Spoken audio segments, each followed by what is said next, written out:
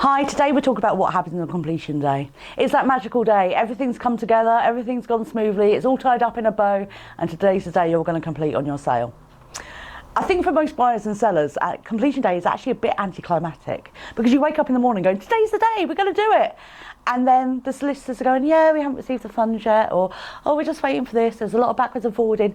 And you're just left sitting and waiting around going, hang on, is this going to happen? Last week, we were all running at breakneck speed because we still needed to get the lease, and actually we were waiting for the bank valuation. Why are we going so slow now? There's a lot of things that happen behind the scenes, and actually for buyers and sellers, you've done most of your part, so you just have to kind of wait and do as you're told on completion day, but it's worth it in the end. So obviously the biggest thing is signatures. You know, sale contracts need to be signed by all parties, any leases, etc., and also disclosure letters. All that paperwork needs to be done and circulated as well, so all parties have them. You're then obviously waiting for things like drawdown of funds. So the bank are basically saying, yep, we've got the money, but we need you to say that that's all been signed before we can send it anywhere. They will then send it to the buyer's solicitor, who will basically sit there and check all the paperwork and make sure it's all correct and everything like that. And then they will send it to the seller's solicitor. It's slow. It's faster than it used to be, thank God for modern banking, but actually it's still quite slow. And your seller's sitting there going, well, where's my money? Why hasn't it appeared yet?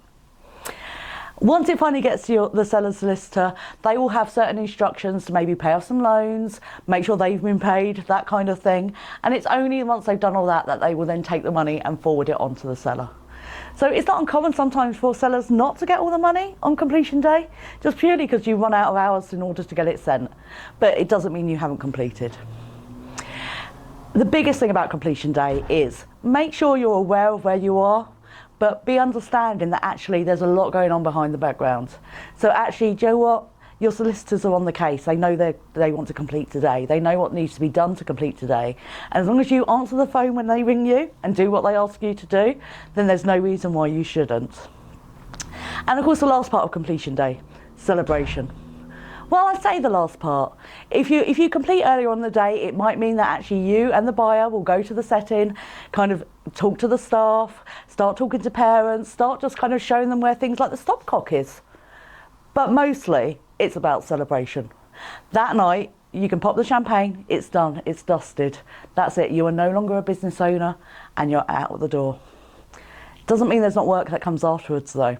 There's still a few things to do after a sale completed, and that's something we'll cover in another video. I hope you found that useful. If you have any questions, please drop them below, and I'll see you again soon.